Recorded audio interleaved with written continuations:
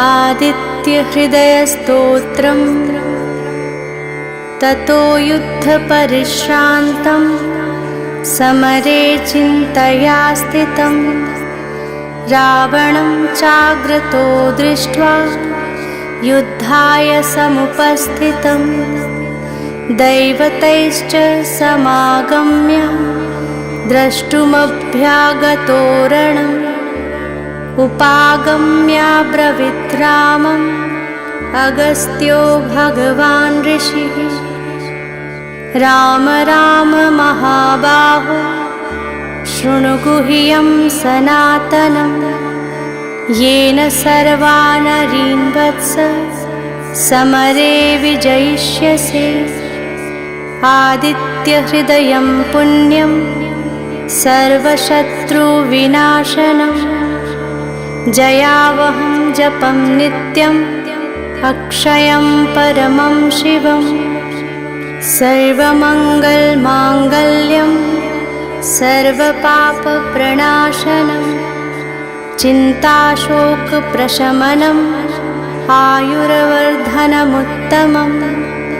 रश्मिमन्तं समुद्यन्तं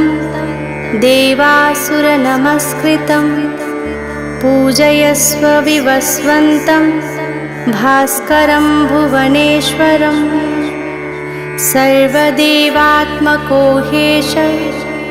तेजस्वी रश्मिभावना एष देवासुरगणां लोकान् पाति गवस्थिभिः एष ब्रह्मा च विष्णुश्च शिवः स्कन्दः प्रजापतिः महेन्द्रो धनदः कालो यमः सोमो ह्यपाम्पतिः पितरो वसवः साध्या अश्विनो मरुतो मनुः वायुर्वह्निः प्रजाः प्राणः ऋतुकर्ता प्रभाकरः आदित्यः सविता सूर्यः खगः पूषा गभस्तिमान् सुवर्णसदृशो भानुः हिरण्यरेता दिवाकरः हरिदश्वः सहस्रार्चिः सप्तसप्तैर्मरीचिमान् तिमिरोन्मथनः शम्भुः त्वष्टा मार्तण्डकोशुमान् हिरण्यगर्भः शिशिरः स्तपनो हस्करो रविः अग्निगर्भोदितेः पुत्रः शङ्खः शिशिरनाशनः व्योमनाथस्तमो भेदी ऋग्यजुः सामपारगः घनवृष्टिरपां मित्रो विन्ध्यवीथिप्लवङ्गमः आत्पीमण्डली मृत्युः पिङ्गलः सर्वतापनः कविर्विश्वो महातेजा रक्तः सर्वभवोद्भवः नक्षत्रः ग्रहताराणाम् अधिपो विश्वभावनः तेजसामपि तेजस्वी द्वादशात्मन्नमोऽस्तु ते नमः पूर्वाय गिरये पश्चिमायाद्रये नमः ज्योतिर्गणानां पतये दीनाधिपतये नमः जयाय जयभद्राय हर्यश्वाय नमो नमः नमो नमः सहस्रांशो आदित्याय नमो नमः नम उग्राय वीराय सारंगाय नमो नमः नमः पद्मप्रबोधाय प्रचण्डाय नमोऽस्तु ते ब्रह्मेशानाच्युतेशाय सूर्यायादित्यवर्चसे भास्वते सर्वभक्षाय रौद्राय वपुषे नमः तमुघ्नाय हिमघ्नाय शत्रुघ्नाय मितात्मने कृतघ्नघ्नाय देवाय ज्योतिषां पतये नमः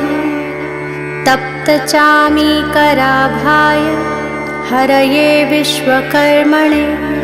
नमस्तमोभिनिघ्नाय रुचये लोकसाक्षिणे नाशयत्येष वैभूतं तमेष सृजति प्रभुः पायत्येष तपत्येष वर्षत्येष गभस्तिभिः एष सप्तेषु जागर्ति भूतेषु परिनिष्ठितः एष चैवाग्निहोत्रं च फलं चैवाग्निहोत्रिणां देवाश्च क्रतवश्चैव क्रतूनां फलमेव च यानि कृत्यानि लोकेषु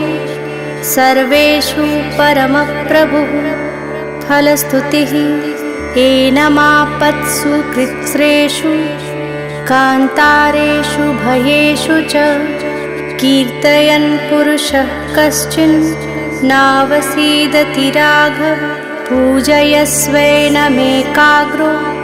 देवदेवं जगत्पतिम् एतत् त्रिगुणितं जप्त्वा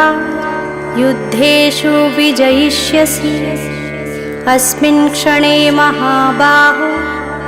रावणं त्वं जहिष्यसि एवमुक्त्वा ततोऽगस्त्यो जगाम स तथागतम् एतच्छ्रुत्वा महातेजा नष्टशोको भवत्तदा धारयामास सुप्रीतो राघवः प्रयतात्मवान् आदित्यं प्रेक्ष्य जप्त्वेदं परं हर्षमवाप्तवान् त्रिराचम्य शुचिर्भूत्वा धनुरादाय वीर्यवान् रावणं प्रेक्ष्य हृष्टात्मा जयार्थं समुपागमत् सर्वयत्नेन महता वृतस्तस्य वधे भवत् अथ रविरवदन्निरीक्ष्य रामं मुदितमनः परमं प्रहिष्यमाणः